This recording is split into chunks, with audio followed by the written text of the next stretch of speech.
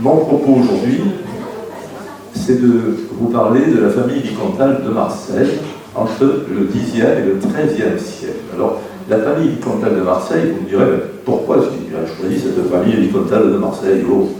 Mais la famille vicomtale de Marseille, si j'en parle, c'est tout simplement parce que c'est la famille qui possédait les terres allant, grosso modo, de Marignane, vous voyez, là se posent les jolis petits avions du monde entier, et aujourd'hui un petit peu moins, et qui s'étend jusqu'au golfe de Fréjus.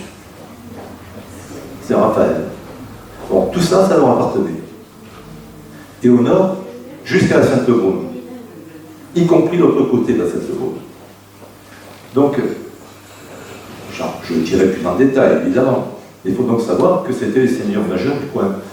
Donc, si on n'entend pas d'eux en étant dans leur domaine, je crois qu'on ferait une erreur monumentale. Façon de parler, c'est le mot, je crois. Alors, pour l'instant, c'est juste une introduction que je fais, parce que cette introduction est absolument nécessaire. Après, je m'assierai, parce que j'ai quand même pas mal de choses à vous dire. Cette famille vicomtale de Marseille, pourquoi m'intéresse-t-elle? Non, ah oui, pardon, excusez-moi. Pourquoi m'intéresse-t-elle? C'est d'abord parce que je l'ai rencontrée tout de suite dans mes premiers travaux sur le Moyen-Âge, et attention, ça remonte à 1972. 48 ans. Hein, c'est pas mal quand même.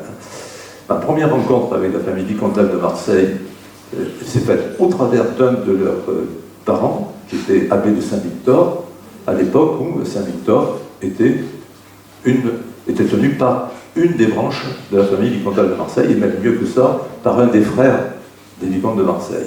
Donc j'ai rencontré cela dans mes premières fouilles d'un village dont je vous ai parlé déjà au niveau Moyen-Âge, le village de la Molle, dans le golfe de Saint-Tropez. C'était les limites territoriales.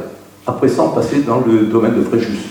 Fréjus n'appartenait pas du tout à l'échelle de Marseille, pas au diocèse de Marseille donc, et donc n'était pas du ressort de la famille vicomtale de Marseille. Voilà, ça c'est déjà un premier point posé, c'est-à-dire que cette rencontre avec les vicomtes, pour moi, ça a été le top de départ. C'est grâce aux chartes des vicomtales que j'ai pu découvrir, et ça c'est Saint-Victor de Marseille évidemment, que j'ai pu découvrir l'origine de ce petit village que je fouillais. Vous voyez, donc les vicomtes, je les ai toujours retrouvés. Et quand j'ai fouillé ici, à Olioul, et également qu'on a travaillé sur l'histoire de Sanary, puisque Sanary et Olioul étaient liés, qui j'ai rencontré? Les vicomtes de Marseille, évidemment, puisqu'ils possédaient Olioul et Toulon. Bon, ça c'est un point important. Et celui qui a eu la tour un jour, la tour de Sanary, celui qui l'a eu en fief, c'était un vicomte de Marseille. Seigneur d'Olioul, seigneur d'Ebnos et seigneur de Sanary, par définition, puisqu'il recevait le fief de la tour. Puisqu'il n'y avait que la tour à Sanary, ne vous cassez pas la tête, il n'y a rien d'autre. Sauf un petit prieuré de Saint-Victor, et c'était son frangin qui avait ça. Bon, donc c'est resté dans la famille. Excusez-moi pour le mot frangin, c'est toujours dit comme ça, parce que c'est une famille très, très soudée, celle des vicomtes de Marseille, très très soudée. Bon, donc ces vicomtes, je les ai rencontrés tout le temps. Et il y a quelques temps, je me suis dit, pourquoi est-ce qu'on ne travaillerait pas sur les vicomtes de Marseille? Actuellement, je suis en contact avec des Marseillais, nous sommes à peu près 3000 sur Marseille à travailler sur ces questions, et je me suis spécialisé, si on veut, dans l'histoire, la haute histoire de Marseille. Et pour cela, je voudrais vous montrer, là je viens petit à petit à ma place, je voudrais vous montrer quelques ouvrages de référence. Alors le premier de tous, évidemment, c'est celui-là. Et ça, il est introuvable. C'est les actes des vicomtes de Marseille. Il y a 800 actes au total. J'ai profité du Covid pour tous les relire. Bon, ce qui m'a permis d'abord de me changer un peu les idées, se replonger comme ça 1000 ans en arrière, ça fait pas de mal. Et d'autre part, ça m'a permis aussi de croiser des données avec d'autres que j'avais, concernant Saint-Victor, concernant d'autres familles comme les Fosses, comme les familles de Villeneuve, etc., etc., etc. Et donc j'y vois un peu plus clair aussi dans tout cela. Un autre livre qui est un ouvrage de référence, introuvable aujourd'hui, c'est celui-ci. C'est celui sur lequel j'ai travaillé pour la première fois, véritablement, quand j'ai voulu étudier l'histoire de Sifour. Parce que là aussi, Sifour, c'est un problème clé dans notre région, car ça a appartenu à l'abbaye de Saint-Victor de Marseille. Et j'y reviendrai tout à l'heure, puisque ça a été séparé de Toulon un jour. Vous verrez pourquoi. Donc, c'est Jean-Pierre Poli, la Provence et la société féodale. Et là, nous sommes entre 879 et 1166. Vous voyez, c'est tout à fait le cadre qui est celui que je veux aborder aujourd'hui, du moins pour la première partie. Un autre livre très important également, c'est celui-ci, La noblesse de l'Église en Provence, entre le 10e, fin 10e, et le début 14e siècle. Et elle fait une étude sur 3 familles. Et parmi celles-ci, celle qui est la plus documentée, c'est celle des Vicomtes de Marseille. Il y a les Baux de Provence, et il y a les Villeneuve. Il y a les Mévouillons aussi. Il a choisi les Mévouillons. Les Villeneuve, finalement, il les a laissés sur la touche, parce que les Villeneuve, ce sont des Catalans qui ont accompagné les comtes catalans quand ils sont arrivés au début du XIIe siècle à la tête de la Provence. Ils sont devenus donc provençaux. Ils écrivaient en catalan la langue provençale. C'est assez amusant d'ailleurs quand on lit les textes, on retrouve des mots catalans dedans, des formes catalanisantes d'écriture, etc. Mais en fait, c'est ainsi. Mais finalement, les Mévouillons étaient plus intéressants car ils appartenaient à l'ancienne noblesse de l'époque carolingienne. Donc les Baux, très anciens aussi, d'époque carolingienne, les Mévouillons d'époque carolingienne, et puis les Vicomtes de Marseille qui ne sont pas provençaux, mais qui viennent de peu près de la même époque. Et vous verrez un petit peu tout ça. Voilà, donc ce livre-là, de Florian Mazel, c'est celui qui fait le point véritablement, il est très récent, qui fait le point sur ces 3 familles et qui en tire un certain nombre d'idées qui vont me servir de conclusion en particulier. Enfin, il y a deux livres. Le premier de tous, celui-ci qui est très pratique. C'est un ouvrage, pas de vulgarisation, ne vous en faites pas, c'est plutôt pour les universitaires quand même, hein, mais il se lit facilement. Il est de Martin Aurel, de Jean-Paul Le Boyer et de Noël Coulet. Ce sont 3 professeurs de fac qui ont publié cet ouvrage qui est très simple et qu'on trouve assez facilement aujourd'hui. Et puis, il y a, attendez, voilà, celui-ci qui aujourd'hui est épuisé complètement. C'est pas moi tout à fait encore épuisé, mais le livre, lui, l'est. Donc, c'est le livre que nous avons écrit avec mon équipe sur Olioul. Et là-dedans, on raconte l'histoire des Vicomtes de Marseille, de la branche d'Olioul, Toulon. Et puis en il y en a un, c'est un roman qui est extrêmement intéressant, qui était exactement ce que je vais raconter aujourd'hui, en grande partie du moins. Mais c'est un roman, donc il y a de petites erreurs, il y a des interprétations, quand il manque quelque chose, on remplit. Hein. C'est celui-ci, c'est de Jean Daillon, Marseille, 1198. C'est exactement ce dont je veux vous parler. Alors c'est un roman, il se lit comme un roman policier, c'est d'ailleurs un roman policier. Les personnages qui sont dans le roman sont exactement ceux dont je vais vous parler, mais il n'y a pas un poil de faux, du moins pour les personnages. Après, pour l'histoire, c'est du roman. Guillaume Dussel, chevalier troubadour. Ah, Guillaume Dussel n'a jamais existé, hein, je le précise tout de suite. Il y avait 4 frères Dussel, c'était 4 troubadours, mais il n'y a jamais eu un Guillaume Dussel. Il a fait exprès, bien sûr, de vous voulez bien, et vous le voulez certainement. On va enchaîner, si ça veut bien, enchaîner. À votre année. Voilà, nous sommes aux origines, entre le 8e et le début du 9e siècle, enfin je dirais plutôt fin 10e. Allez, on va synthétiser un petit peu plus là. Il faut savoir que c'est une époque quand même qui est très, très complexe, car c'est l'éclatement de l'empire de Charlemagne. Ses successeurs, je ne reviens pas sur ce que j'ai dit, je rappelle simplement pour mémoire que ses successeurs, les petits-fils, ont partagé l'empire de Charlemagne en 3, la Francie occidentale, la Francie orientale et la Francie médiane. La Francie médiane, vous vous souvenez, a été donnée à l'aîné, Lothaire, d'où le nom de Lotharingie, et que maintenant on appelle la Lorraine. Comme j'ai une image toujours pour cela, elle est très simple. Vous imaginez d'un côté la Germanie, c'est-à-dire la Francie orientale, de l'autre côté la Francie occidentale qui va devenir la France.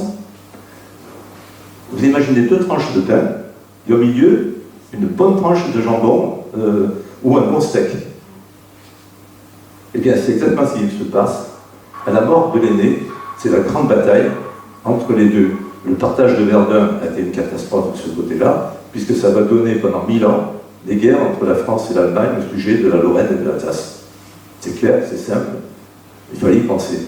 Donc, vous voyez ici sur la gauche comment se présente le système. Vous avez le royaume de Bourgogne sur la gauche, qui déborde sur le Rhône, au-delà du Rhône, d'ailleurs, entre parenthèses, le Rhône ne fait pas limite, et qui s'étend très haut, très haut, très haut, vous le voyez, dans ce qu'on appelle le comté de Bourgogne, alors qu'en bas, c'est ce qu'on appelle le royaume de Bourgogne-Provence. Voilà, en gros. Donc ça, ce sont les éléments qui se structurent dans le courant du 8e, 9e siècle, surtout le 9e siècle, après la mort de Charlemagne, la disparition de l'aîné de ses fils, les disputes qu'il y a entre les uns et les autres, et à l'arrivée, nous avons quelque chose qui va se produire, une catastrophe évidemment, c'est que dans le Nord, un combat se déroule entre les membres de la famille qui possèdent, la famille royale, donc carolingienne, et qui possède la Francie occidentale, et qui veut récupérer la portion de la Bourgogne Nord, et qui envahit cette portion. Les Bourguignons, bien sûr, se redressent, se battent contre, mais sont battus de leur côté. Donc ils n'arrivent pas à emporter le morceau, ils se replient, et ils se replient où? Vers le royaume de Bourgogne-Provence.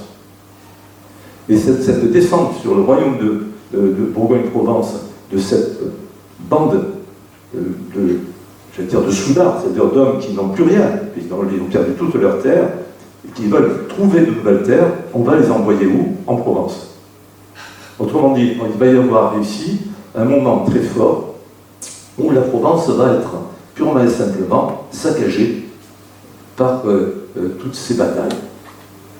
L'intérêt, c'est que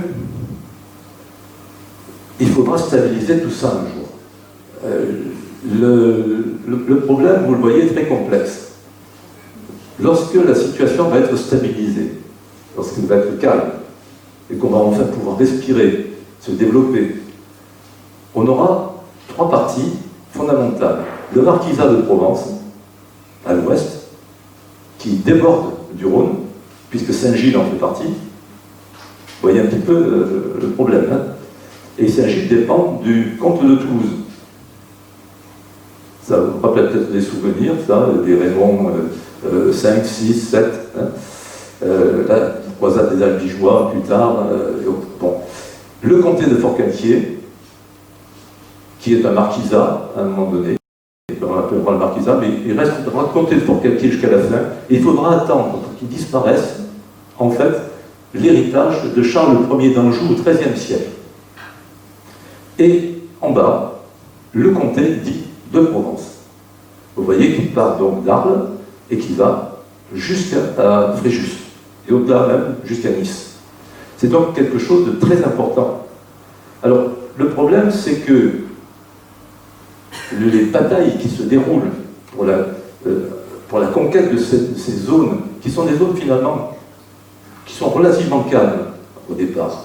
Nous sommes les héritiers dans la Provence de cette époque. Je dis nous, on fait comme si nous étions les habitants de la Provence de ce moment. Nous vivons à la manière traditionnelle des Carolingiens. Autrement dit, nous avons de grands territoires, de grandes terres qui sont cultivées par des paysans. Nous avons de grandes cités, non pas de châteaux, quelques demeures qui sont peut-être fortifiées, des petites villas, etc. Mais en fait, pas de gros problèmes en soi. Et puis, déboulent du Nord ces hommes qui sont chassés de leur territoire, de Bourgogne, et qui vont arriver dans le Sud, prendre au passage quelques hommes avec eux qui les emmènent, et qui vont débouler sur la Provence. Ils vont récupérer, en particulier, nous sommes là dans la première moitié du IXe siècle, ils vont récupérer Arles. Un de leurs chefs, Hugues, va se coiffer de la couronne de duc d'Arles, que ça. Et il va ensuite décrocher la couronne royale d'Italie, la capitale étant Turin à cette époque-là. Donc un personnage extrêmement dangereux, si on veut. Et devant lui, on va voir tous les paysans et autres s'enfuir, ce qui fait que ça va dépeupler complètement l'est de la Provence. Et entre Marseille et Nice, pratiquement, il n'y aura plus personne. Du moins parmi les seigneurs. Il y aura des paysans quand même, quelques-uns du moins, parce que sinon les noms ne seraient jamais restés en mémoire. On n'écrivait pas à l'époque. Donc pour que les noms restent, il faut qu'il y ait des gens qui soient enracinés sur le territoire. Donc des paysans sont forcément restés. Mais ceux qui sont partis, ce sont les seigneurs qui ont fui. Nous sommes là en 923. L'évêque de Fréjus file à Dijon, et Dijon vient pleurer en disant « j'ai tout perdu ». L'évêque de Marseille file rapidement sur Aix pour retrouver, puis Arles, pour retrouver également quelqu'un à qui parler, pour dire « j'ai tout perdu, je n'ai plus rien ». On n'a plus rien. Tout a été détruit, saccagé, volé. Puis sur cette entrefaite, en 947, ce brave Hugues d'Arles meurt. Là, il faut bien quand même quelque part aussi disparaître. Donc il disparaît, il meurt. Et la couronne d'Arles, ce coup, tombe dans l'escarcelle d'un homme extrêmement intéressant pour nous, qui est Conrad le Pacifique, qui est le roi de Bourgogne-Provence, et qui veut reprendre en main cette région. Et il va le faire. Donc il va attirer vers lui tous les chevaliers, tous les seigneurs, tous ceux qui veulent, des anciennes familles, le retrouver, et ensemble, ils vont essayer de forger quelque chose de nouveau, un royaume. Et pour ce royaume, lui, qu'est-ce qu'il va faire? Eh bien, il va donner au comte qui l'accompagne, vous savez que le comte, c'est le représentant du roi ou de l'empereur sur les territoires, dans les provinces en général. Bon, le comte, c'est celui qui est l'ami, le comès, celui qui est le compagnon, celui qui mange à la table. Le comès tabuli, par exemple, le connétable, c'est celui qui mange à la table du roi, etc. Donc, ces personnages sont importants. Ce ne sont pas des seigneurs, ce ne sont pas des nobles, loin de là, mais ce sont des personnes qui travaillent petitement d'abord, mais auprès des hommes de référence, du moins, auprès du comte, du roi. Conrad le Pacifique a cette chance d'avoir avec lui toute une série de personnes, comme celle-là, le comte d'Arles, par exemple, le comte de Marseille. Ce sont des personnages qui sont hauts en couleur, évidemment, mais qui ont malheureusement, dans un premier temps, disparu et ont été remplacés. Alors du coup, on trouve qui aux côtés de lui? Tous les autres sont partis. Donc il va créer de nouveaux comtes. Il va créer un comte en particulier d'Avignon et un comte de Marseille. D'Arles, pardon. Ce comte d'Arles, lui, va purement et simplement mettre à ses côtés, à la manière du roi, quelqu'un pour l'aider. Ce sera un vicomte. Ce vicomte, ce sera le vicomte de Marseille. Mais pour l'instant, on l'appelle le vicomte. Il est aux côtés d'Arles, mais Marseille, c'est la grande ville. Il ne va pas sortir de là, c'est la plus grande ville qui existe là, en Provence. C'est la plus grande ville même. Elle bat Narbonne en qualité. Elle est la plus importante de toutes, donc il est important qu'il y ait un vicomte qui soit à demeure sur Marseille. Le titre n'est pas un titre nobiliaire, ce n'est pas quelque chose de très important en soi comme ça, c'est un titre, mais c'est simplement la personne qui remplace le comte. Autrement dit, c'est la personne qui est chargée de rendre la justice, de commander aux armées et en particulier de prélever les impôts. C'est pas rien quand même. Donc ce sont ces personnes-là, les comtes, qui vont recevoir les terres qu'on gagne progressivement sur l'ennemi. Et c'est comme ça, petit à petit, que la Provence va être pacifiée complètement et va intégrer un nouveau système qu'on appelle le système féodal. Car ce qui est arrivé du Nord et qui a fichu en l'air le système carolingien qui était jusqu'à présent celui des patriciens, c'est la féodalité. Donc ce qu'ils amènent, c'est la féodalité, et le comte devient lui-même le féal de son suzerain, qui est le roi.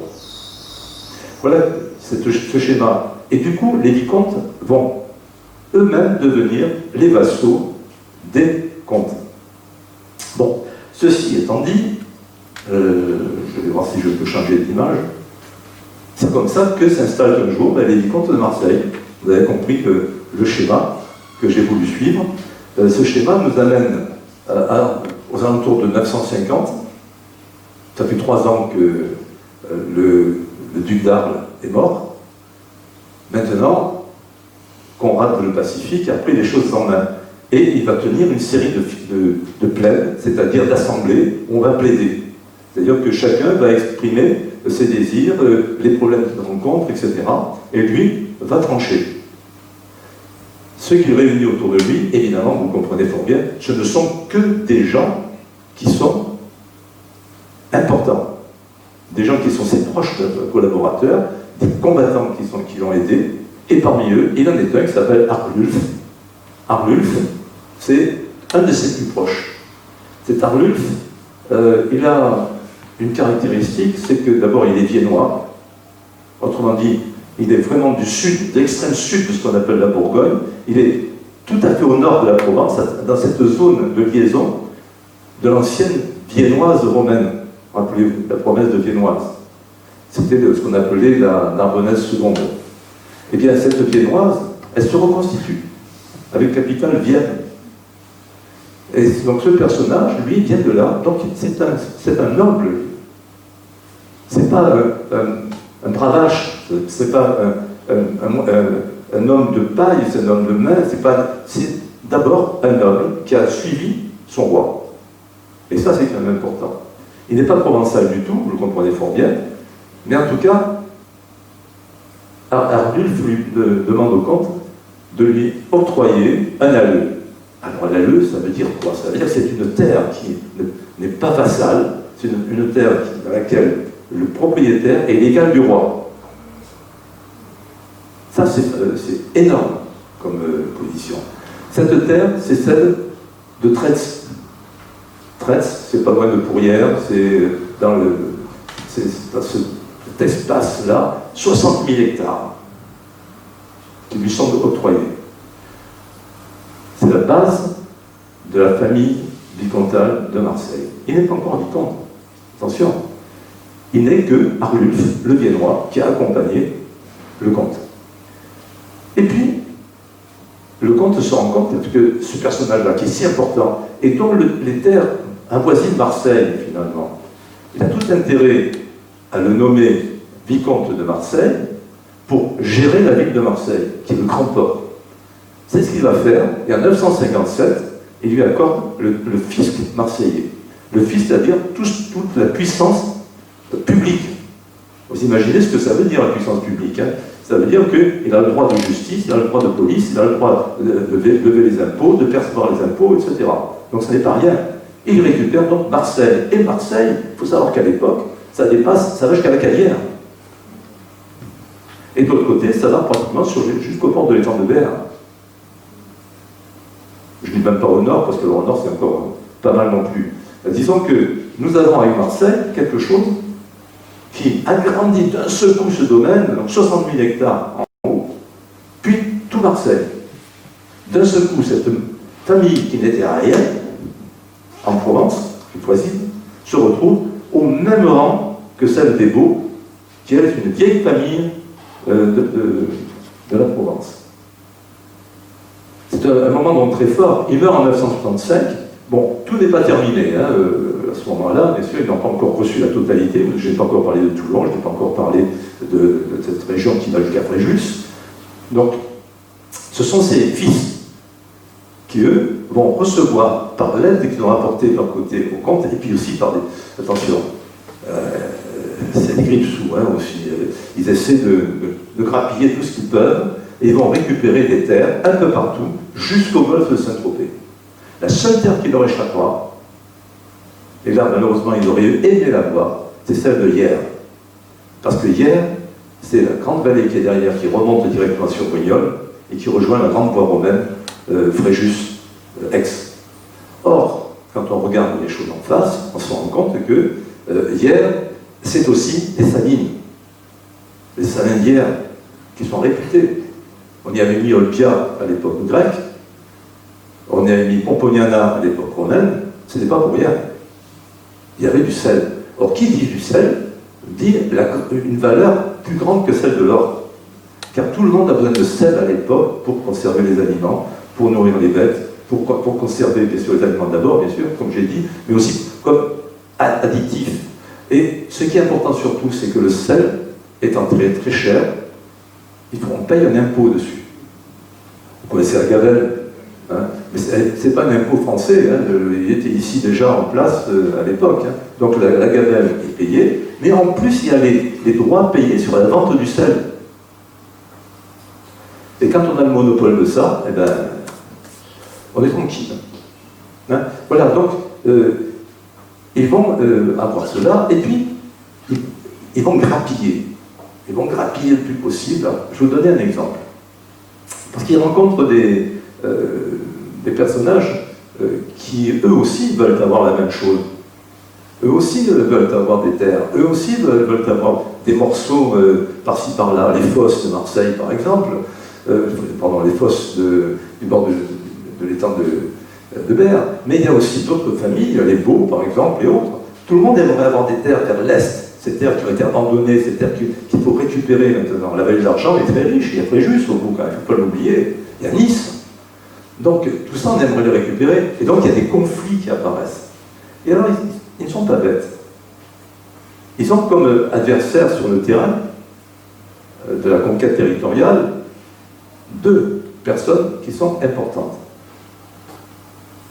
L'abbaye de Saint-Victor de Marseille, qui n'est pas n'importe quoi, et l'évêque de Marseille, qui ont les mêmes termes que lui, en fin de vue superficie. Le diocèse de Marseille va de l'étang de Berre jusqu'aux limites de Fréjus, Colobrières, si vous voulez. Ça, c'est le diocèse. Autrement dit, c'est exactement le territoire que la famille vicomtale de Marseille va gagner. Ça va? Jusqu'à présent, vous suivez? Bon, alors, je ne sais pas ce qu'il y a ensuite, je vais essayer de voir.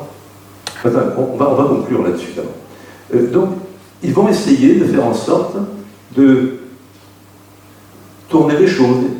Ils vont un petit peu discuter le bout de gras avec certains. Et parmi ceux-là, l'abbaye de Saint-Victor. L'abbaye de Saint-Victor, lui, reçoit de son seigneur, l'évêque, qui le reçoit du comte, la terre de la Cadière. La terre de la Cadière, attention, hein, ça comprend Bandol, la Cadière, Saint-Cyr, Céreste. C'est ça la Cadière. C'est énorme. Et surtout, c'est très bien placé, avec de bonnes terres pour le vin. Déjà à l'époque. Bon. Donc, la terre de la Cadière est attribuée à l'abbaye de Saint-Victor. L'abbaye de Saint-Victor, bon, elle ne sait pas trop quoi en faire, et elle lance un appel d'offres. C'est le mot d'aujourd'hui. Et il y a deux hommes libres qui disent, ben, nous sommes intéressés, nous allons mettre en valeur le terrain, et nous serons, alors on dirait aujourd'hui en métairie, hein, c'est-à-dire que nous partagerons à moitié les bénéfices. L'abbé de Saint-Victor, il n'y a pas de problème, il dit oui, c'est intéressant. Il n'a pas assez d'abbés, il n'y a pas d'autres abbés que lui, il n'a pas assez de personnel, donc passer un message comme ça gagne toujours. Donc, il le fait, et ça vient aux oreilles du vicomte de Marseille, un des fils, c'est Guillaume, un des fils d'Arluf, Arluf étant décédé. Nous sommes là aux alentours de 990. C'est ça, 1990. Il va voir l'abbé de Saint-Victor et il lui propose un marché. Il lui dit, écoutez, franchement, moi, si je mets de l'argent dans l'investissement qu'on peut faire là, je peux vous rapporter beaucoup.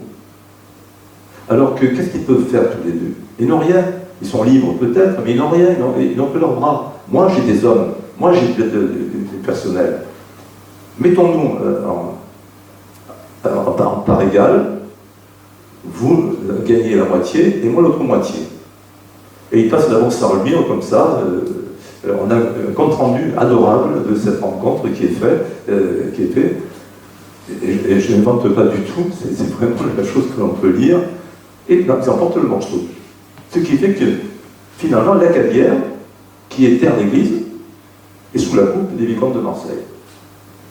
Mais quand même, en conclusion, c'est ce que j'ai mis là-bas, en conclusion, il revient à l'esprit qu'après tout, c'est quand même dommage de devoir discuter le bout de gras avec l'évêque et avec l'abbé de Saint-Victor, puisque les terres sont identiques au point de vue superficie. Alors ils vont faire tout leur possible pour mettre à la tête de l'abbaye de Saint-Victor et à la tête de l'évêché de Marseille des parents à eux. Ce qui fait qu'en l'an 1000, nous avons 3 frères, l'un qui est le vicomte de Marseille, l'autre qui est l'abbé de Saint-Victor et l'autre qui est l'évêque de Marseille. Beau tour de passe-passe. Hein. Alors, après. Oh, ça y est. Alors, le problème posé, qui est cet arbuste, le pied noir, dont je vous ai parlé? Eh bien, je ne reprends pas le discours à son sujet, mais sachez simplement que ces descendants, vous nous donnez des lignées. Il y a une lignée, si vous voulez, mais qui va se développer en arborescence. Il y a les Marseille-Traits, alors ça, c'est la tige, c'est les premiers, ceux qui se descendent directement dans le Lutte, et qui se trouvent sur Marseille, et Traits, les deux. Et puis, il va y avoir une branche à Tourbe, une autre branche qui va se développer sur Signe, une branche qui va se développer sur Toulon-Olioul, une autre branche sur Soliès, et une autre branche sur Pierrefonds. Ah oui, c'est tellement vaste que c'est difficile de faire autrement. Vous verrez que ça va poser quelques problèmes avec le temps, mais très rapidement. Alors, la propriété est indivise, ça c'est évident, c'est-à-dire que on ne coupe pas les morceaux, tout appartient à la famille. Autrement dit, ceux qui sont à Tourbe, ceux qui sont à Signe, ceux qui sont à Toulon-Olioul, ceux qui sont à Soliès, ou ceux qui sont à Pierrefeu, mettent dans l'escarcelle commune tout ce qu'ils ont. Et c'est tout réparti entre les enfants. Femmes et hommes. Attention, les femmes héritent au même titre. C'est important aussi comme élément d'interprétation. Donc nous avons là un élément qui me semble tout à fait intéressant. Cette lignée donne naissance à toutes sortes de branches, si on veut, mais elle reste toujours dans le tronc commun. Et c'est ça qui est important, retenez-le bien, parce que ce n'est pas le cas de toutes les familles. Les Beaux, par exemple, ça ne marchera pas comme ça. Les Mévouillons non plus. En France, en général, ce n'est pas comme ça que ça marche non plus. Eux, c'est vraiment un cas très particulier qui ne durera pas, vous vous en doutez bien, qui va se heurter à d'autres problèmes. Donc, ce qu'il y a surtout, c'est que nous avons quand même quelque chose qui va durer une centaine d'années à peu près, et qui est cette structure indivise. Alors le problème, c'est de savoir quel est leur territoire. Alors voilà à peu près comment ils se constituent. Vous avez, je répète, 86 fiefs ruraux. Quand je dis fiefs ruraux, les fiefs ruraux, c'est quand même des châteaux, c'est quand même des villages, ce sont des exploitations agricoles qui se développent. Nous avons Marseille et son terroir, bien sûr, ça c'est imparable, hein, puisque Marseille va jusqu'à la Cadière. Et puis, au-delà, il y a Traits et sa vallée, par exemple, au nord. Là, on a vu 60 000 hectares. Et puis 86 fiefs ruraux, plus Toulon et une partie d'Arles. Et enfin, ils ont des biens à Manosque et à Brignoles. Donc des personnages, malgré tout, sur lesquels on peut compter. Moi, si j'étais le comte, je me dirais, il vaut mieux qu'ils ne soient pas contre moi. Parce qu'ils ont des hommes à eux. Rappelez-vous que dans le système féodal, parce qu'on est dans le système féodal maintenant, dans le système féodal, tous les hommes libres qui sont sur le territoire d'un seigneur donnent chaque année un temps d'ost. C'est-à-dire, ost, c'est l'armée, c'est hostilité vient de là. Hein. Donc, ce temps d'ost, c'est 40 jours. Donc, pendant 40 jours, ils viennent auprès du seigneur et celui-ci les utilise pour aller faire la guerre s'il le faut, pour accompagner le comte dans un combat, etc. etc. C'est le banc et l'arrière-banc. si vous voulez. Voilà. Donc tout ceci, c'est quand même important. Ceci, c'est quand même important de le savoir. Et vous avez à droite la répartition de tous ces fiefs. La carte qui apparaît, là, ne vous montre pas tout à fait jusqu'où ça va bien fait juste, mais il y a quand même du monde quand même dans le bateau. Hein, regardez bien, c'est pas mal. Hein. Alors, leur résidence, vous les voyez là, c'est une carte de Marseille sur laquelle vous avez les lieux principaux de cette époque. Alors ici, je crois que c'est le rouge, hein, voilà, c'est ça. Voilà, la ville haute de Marseille, la ville basse, là, ici, le monastère de Saint-Victor, ici c'est Saint-Pierre, où se trouve le cimetière.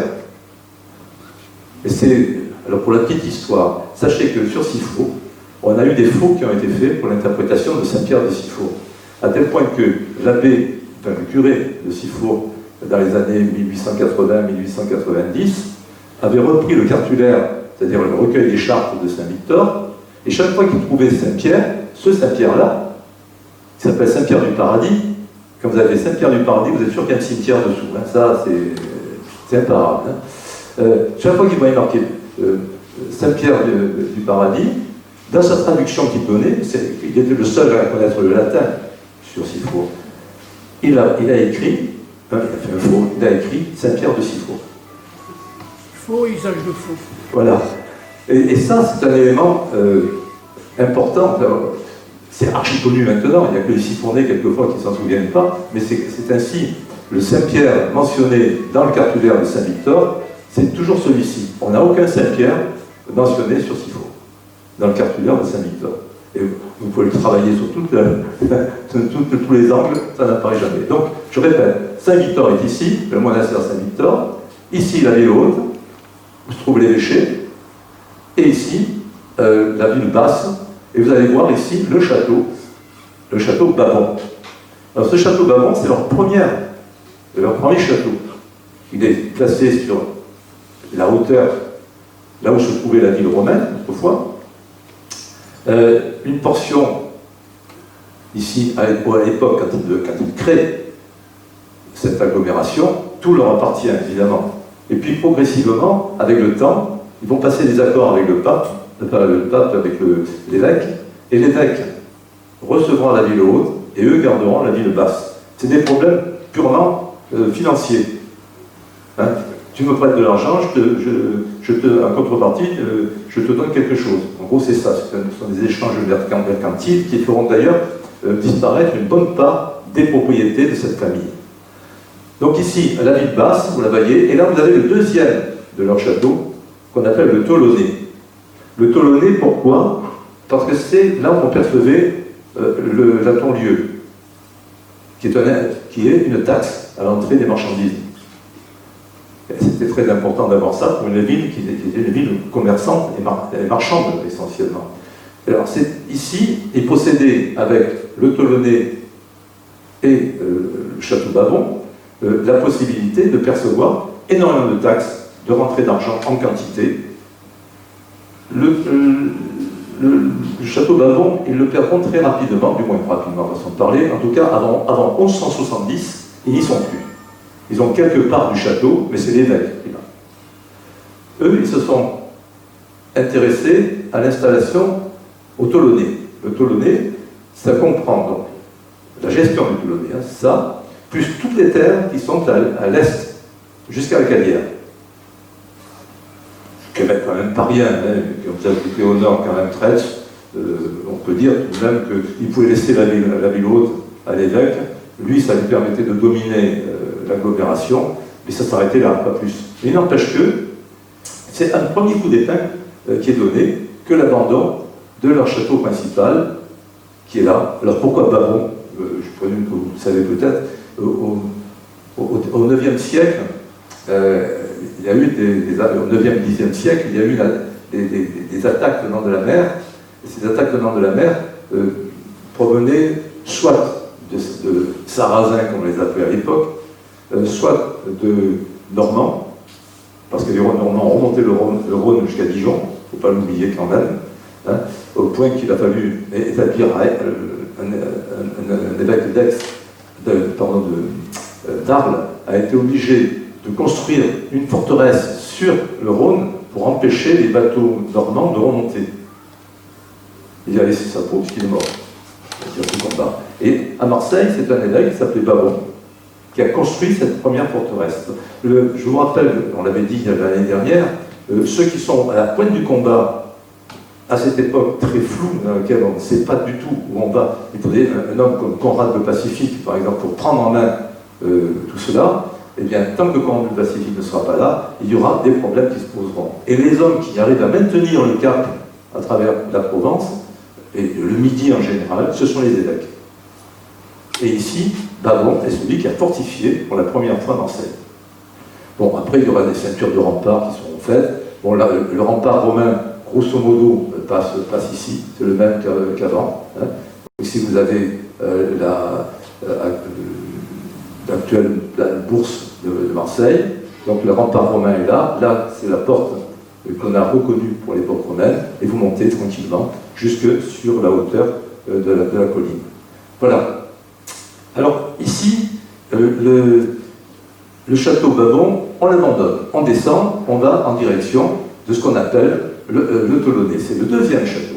Alors, ce deuxième château qu'ils vont mettre en place, c'est un château qui, tout le monde l'a décrit comme une tour. Mais quand vous saurez que la famille de Marseille, vous avez compris qu'elle est nombreuse, cette famille de Marseille se réunit en entier dans ce château et qui vivent là, ça ne peut pas être une simple tour. Il y a donc un château complet. Il a l'allure d'une tour, ça c'est la description qu'on donne, mais en fait, il devait y avoir tout. Parce qu'il y avait aussi bien la salle de justice que les appartements des uns et des autres de la famille, et comme chaque famille quand avait des enfants, etc., vous voyez un petit peu le nombre, plus les personnes qui accompagnaient, plus des hommes d'armes, ça faisait beaucoup de monde. Donc le château du Tolonais devait être un très grand château, vraisemblablement. Alors ce château du Tolonais, il va être toujours gardé en indivision. Même quand la famille va se séparer, même quand la famille va se diviser, il y aura toujours le château du Tolonais qui restera présent. Il disparaîtra en 1223, lorsqu'il sera brûlé par les gens de Marseille. Ah oui, ça, c'est des choses qui arrivent. À l'époque, rappelez-vous, on en a parlé l'année dernière, c'est l'époque des consulats. Les consuls, ce sont des marchands en général, ce sont des financiers qui font beaucoup d'argent avec le produit d'arrivée de marchandises dans le port, d'exportation, etc.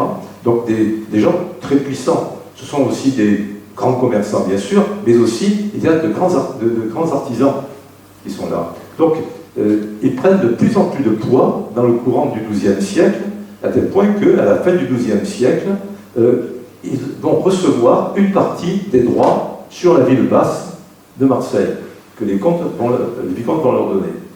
Puis, progressivement, les vicomtes, comme ils ont besoin d'argent, ils s'adressent à qui?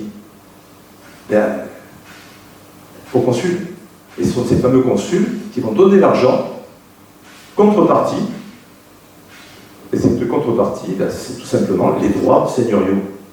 Ce qui fait qu'on va se retrouver à un moment donné avec toute la ville basse qui appartiendra au consulat. Et les seigneurs n'auront plus que ce petit morceau-là. Tout marche bien, jusque vers 1194. Et puis brutalement, il y a une compétition qui va entrer en jeu au sein de la famille de Marseille. Et cette compétition, c'est quelque chose de phénoménal. Il y a, comme je vous l'ai dit, toujours le maintien du vicomte. Le vicomte, ça se transmet de garçon en garçon. Les terres, en revanche, ou les biens immobiliers sont transmis également aux filles. Lorsqu'elles sont dotées, par exemple, lorsqu'elles se marient, on donne une partie des propriétés. Là, c'est un moyen aussi de faire partir quelques éléments. Mais ce qui est important surtout, c'est que là, avec la vicomté installée au Tolonais, il y a un conflit qui va naître parce que vous avez un héritage à prendre. Le vicomte de Marseille disparaît. Il a 3 enfants, 4 exactement, mais 3 garçons, une fille. La fille est mariée à Hugues Desbaux, quelqu'un qui n'est pas de la famille vicomtale de Marseille. Elle est mariée avec lui, donc elle a droit théoriquement à un quart. Et ça, c'est un élément indiscutable. Donc, elle y a droit, elle le reçoit, ça c'est automatique. Du coup, son mari, il devient vicomte de Marseille à son tour, en même temps. Or, le baron Desbaux est certainement le plus roublard de tous les seigneurs de l'époque, et il va faire des pieds et des mains pour essayer de conquérir l'intégralité de la seigneurie qui restait, c'est-à-dire ça. En particulier, le premier fils, lui, est évêque à Toulouse, donc lui, on le laisse de côté, il ne viendra pas. Il y en a un deuxième qui meurt très jeune, et le troisième, lui, ben, il est, vous savez où? Il est moine à Saint-Victor. Donc il ne peut pas recevoir le droit d'être lui-même vicomte. Alors que se passe-t-il? C'est donc, théoriquement, c'est un peu la panade, là, on ne sait pas trop où aller. C'est la fille qui va recevoir donc, l'intégralité. Et cette fille, si elle le fait, elle va donner la terre, et surtout le droit seigneurial et vicomtal, au bourg. Or, les consuls ne veulent pas de la famille Desbaux. Le baron Desbaux est un être épouvantable, très dur, très dangereux, et ils n'en veulent pas. Alors du coup, qu'est-ce qu'ils vont faire? Ils vont aller à l'abbaye de Saint-Victor, et ils vont demander à celui qui est moine de quitter le monastère et de devenir vicomte. C'est ce qu'il va faire, avec l'appui du comte de Provence, Alphonse Ier d'Aragon. Bon, ceci dit, tout va bien. Mais le problème, c'est que Hugues Desbaux ne l'entend pas comme ça. Il ne veut pas se voir perdre une telle quantité de pouvoir. Alors, la ville haute, à l'époque, a été monnayée entre Alphonse Ier d'Aragon et l'évêque de Marseille. Et maintenant, c'est Alphonse Ier d'Aragon, donc le roi d'Aragon, comte de Provence, qui tient la ville haute. Donc tout ce qui discute, c'est la ville basse. Et dans la ville basse, si on s'en tient à ce qu'on a dit, un quart pour les beaux, et le reste, théoriquement, pour celui qui devrait être vicomte. Mais ça ne marche pas comme ça. Le baron Desbaux va directement à Rome et rencontre le pape. Et là, il va faire des pieds et des mains pour que le pape fasse excommunier celui qui a quitté le front de moine. Ce qui était interdit, mais il ne pouvait pas, normalement étant moine, quitter les ordres et devenir quelqu'un dans le civil. Ça va durer 17 ans entre le pape et Marseille. Au bout de 17 ans, on pliera bagage, on laissera tomber, et ce brave homme, qui était devenu vicomte, contre son gré, mais parce qu'il sentait qu'il fallait le faire pour la famille, réintègre le monastère. Entre parenthèses, je signale, c'était un grand coureur aussi. Il adorait les femmes, je précise bien quand même c'était le personnage. On peut être moine et puis aimer les femmes aussi. Bon, en tout cas, lui, il était vicomte, il aimait les femmes, mais ça fait rien, il regagne le monastère et il redonne tout à sa sœur. D'où une grande révolte de la ville qui va incendier le Polonais, le détruire de fond en comble. Il ne restera plus rien, à tel point que pendant des siècles, on s'est demandé où il était passé. Ça va loin, ça. Ensuite, il y aura des procès qui vont durer, évidemment. Ces procès vont déboucher sur quoi? Pas sur grand-chose, mais enfin quand même sur quelques petits détails. D'une part, la ville doit rembourser les dégâts commis. À qui? À Hugues Desbaux. parce qu'il considère, lui, qu'il est l'héritier fondamental. La famille vicomtale, qui est à la tête de l'abbaye, ce n'est plus un membre de la famille vicomtale qui est à la tête de l'évêché. Ceux-ci réclament des terres qui leur appartiennent. On va avoir procès sur procès, ça démarre à partir de 1080 à peu près, ça va durer jusqu'aux alentours de 1200. Et là, vous allez voir, sur la carte, en tout cas c'est très net, regardez ces deux ronds, les plus gros de tous. Vous avez Saint-Damien. Saint-Damien, c'est la terre de la Cadière. Vous avez Sifour, c'est la terre de Sifour. Eh bien, les vicomtes perdent la prééminence qu'ils avaient sur la Cadière. Ils perdent le Bossé, dans ce discours. La Cadière revient à la ville de Saint-Victor. Le Bossé passe à l'évêque de Marseille. Et Sifour passe à l'abbaye de Saint-Victor. Or, regardez bien les euros, ça montre la quantité que donnait de production en blé que fournissaient ces deux secteurs, Saint-Damien et Sifour, à Marseille. Et vous regarderez les autres, c'est tout petit à côté. C'était donc le grenier à blé de Marseille. Or, ce grenier à blé de Marseille est introuvable ailleurs. Ou alors il faut monter dans les Alpes pour les trouver. Les Préalpes, plutôt. Ou alors il faut aller jusqu'en Égypte pour chercher du blé à l'époque. Vous voyez, donc c'est lorsque la réforme grégorienne est passée, vous avez Toulon, Sifour, qui sont séparés, et à cause d'un mariage d'une des filles de la famille de Toulon, eh bien, comme elle se marie avec un cygne, qui est un ancien de la famille, mais à très haut niveau, eh bien, du coup, la dot, c'est Olioul. Et il y a obligation de détacher la dot de la part commune. Donc, la famille vicomtale perd Olioul. Voilà. Donc, on se retrouve avec une peau de chagrin qui se réduit au fur et à mesure des années. Ça va jusque-là? Non, mais ne tombez pas trop quand même. Voyons un petit peu où on en est là. Ah, c'est des rapports. Ah oui, ça c'est intéressant quand même. Ce sont des personnages qui sont assez intéressants quand même parce que ces vicomtes sont très intéressants, bien sûr, vous l'avez compris par le fait même qu'ils sont très proches de leur seigneur. Leur seigneur, c'est le comte lui-même. Et comme le comte de Provence est le premier sur lequel il faut tabler, et qu'il est en plus à l'époque roi d'Aragon, je rappelle que le roi d'Aragon, c'est celui qui va se battre aux côtés du comte de Toulouse contre les chevaliers qui viennent du nord pour reconquérir le Midi, pour théoriquement faire la croisade des Albigeois, je rappelle.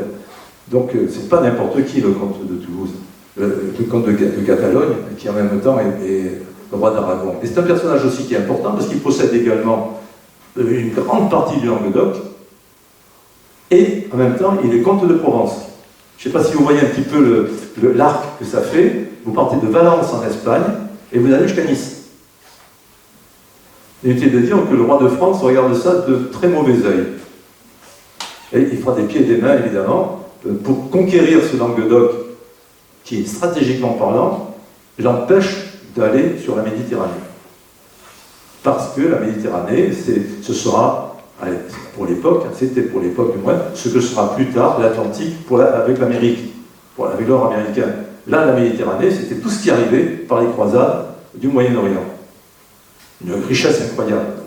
Alors, le comte de Provence est donc un homme très important, évidemment, et qui est stratégiquement parlant aussi lancé partout, et qui a besoin d'hommes sûrs. Et les comtes qui vont se succéder vont pouvoir compter, eux, de leur côté, sur la famille vicomtale de Marseille la plupart du temps. Donc, bien Marseille joue cette carte-là, parce qu'ils en ont besoin pour Marseille, pour l'argent qu'ils peuvent tirer de Marseille. Voilà donc le rapport avec les comtes. Bon, c'est vrai que quelquefois, lorsqu'il y a un problème d'héritage, ils ne font pas toujours le bon choix. Lorsque c'est un comte quasi inconnu qui se présente, ils vont solliciter plutôt le comte de Toulouse pour venir s'implanter. Une autre fois, ils sont contre le comte de Toulouse, mais pour le comte de Catalan, etc. Mais celui-ci, quelquefois, ne renverra pas la balle à chaque fois. Mais je passe là-dessus, ce sont des détails pas toujours importants. Contre la papauté, c'est encore mieux. Vous avez compris que le pape, à un moment donné, est intervenu directement pour excommunier le dernier de la série, Roncelin, qui, durant 17 ans, bien qu'étant excommunié, moine défroqué, vicomte de Marseille et marié. Oui, c'est pas mal quand même. Nous sommes là aux alentours de 1200 à peu près. Hein. On n'est pas quand même en 1990 ou 2000. Hein. Il fallait le faire, ça. Nous sommes là en plein conflit qui est en train de se développer avec les Cathares, d'autre part. Donc, vous avez également Ponce de Peigné. Ponce de Peigné, c'est un personnage qui est également en couleur, c'est l'évêque d'Arles. Non, pas d'Arles, excusez-moi, l'évêque d'Avignon. Et il est excommunié lui-même.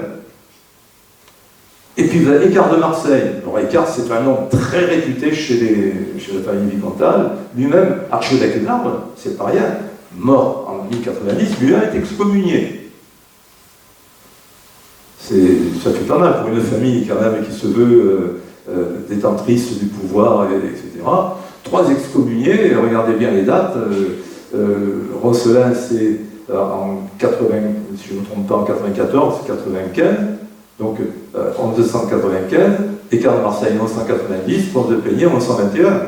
Nous sommes là dans des cas de figure très proches. Hein. Alors, je vous ai mis à droite une carte qui montre un petit peu l'étendue de l'ensemble avant la réforme grégorienne. Ça vous donne une petite idée quand même de ce qu'est la puissance de l'archevêque d'Arles. Donc, d'Écart de Marseille en particulier, quand il est excommunié. Regardez d'où il part, en haut, Arles est ici, et regardez jusqu'où ça va. Tout ceci fait partie de l'archevêché, et là c'est Toulon. Donc en fait, un personnage très important. Et excommunier un homme comme ça, ça veut dire qu'on entre dans un conflit qui est beaucoup plus grave, et qui est certainement, stratégiquement parlant, d'ordre politique. Alors, à l'égard de leurs voisins, bon, vous avez compris que les voisins, ou ils se pliaient, ou alors ils étaient liquidés. Hein. Je ne vais pas discuter là-dessus, je ne vais pas m'éterniser. Les vicomtes, c'était des guerriers, c'était des hommes de conflit, c'était aussi des hommes qui savaient régler les problèmes au point de vue financier, au point de vue d'une démarche de type notarial, par exemple. Ils savaient lire, ils savaient écrire, ils savaient compter. Ils avaient tout ce qu'il fallait pour attaquer. Ils avaient des membres d'entre eux qui étaient évêques, des membres d'entre eux qui étaient juristes, ils avaient des membres d'entre eux qui étaient notaires, donc ils avaient tout ce qu'il fallait pour faire plier quelqu'un. Pauvre personne qui, de son côté, la plupart du temps ne savait pas lire, ne savait pas écrire, même s'il était noble, et donc qui chaque fois se trouvait face à quelqu'un de Marseille, était perdant automatiquement. Alors, ils avaient un rôle représentatif indéniable. Ça, c'est sûr, parce que vous avez compris qu'ils ont un poids. Même quand ils ont perdu une grosse partie de leur domaine, ils gardent cette antériorité du nom de vicomte. Ils sont les seuls qui conservent le nom de vicomte jusqu'à la fin, jusqu'au XVIIIe siècle. Donc, ils font partie de la cour du roi, ce qu'on appellerait la cour du roi, lorsque le roi se déplace, ce qu'on appelle la cavalcade, et l'albergue. C'est-à-dire que le roi, régulièrement, tous les seigneurs, toutes les communautés, versent au fisc de l'argent pour les déplacements du roi, ou du comte, peu importe. Et pour ces déplacements, donc on verse de l'argent. Cet argent, c'est ce qu'on appelle l'argent de la cavalcade, la chevauchée pour le déplacement, et l'albergue pour l'hébergement. Et ils en font partie. D'autre part, ils arrivent eux-mêmes à participer comme arbitres à des conflits qui opposent les comtes avec d'autres seigneurs. Alors ça, c'est le comble quand même. On peut se dire que le comte doit avoir tout de même qu'il faut. S'il s'adresse à la famille de Marseille, c'est que celle-ci a les moyens de réfléchir à ces questions et de trancher. Trancher en faveur du comte, évidemment, vous avez noté. Et puis ensuite, regardez bien, là, vous comprenez maintenant les commerçants.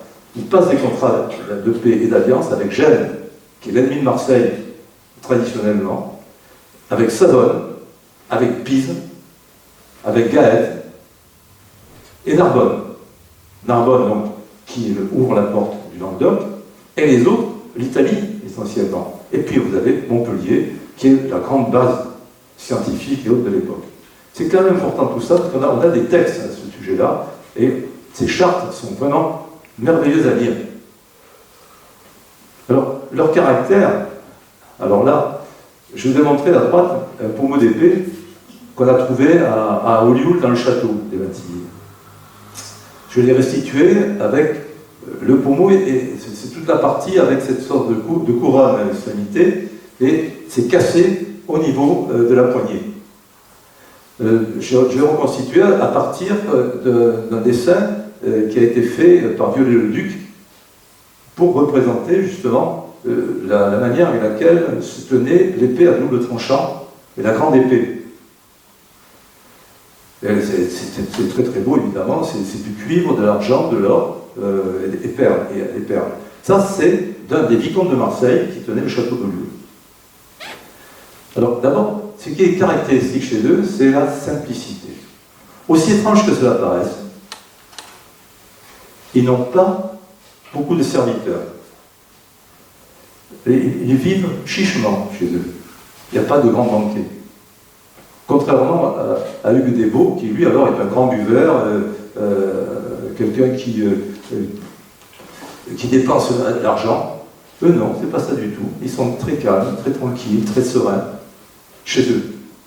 Donc cette simplicité, c'est quelque chose qui caractérise même très souvent la noblesse dans le Midi.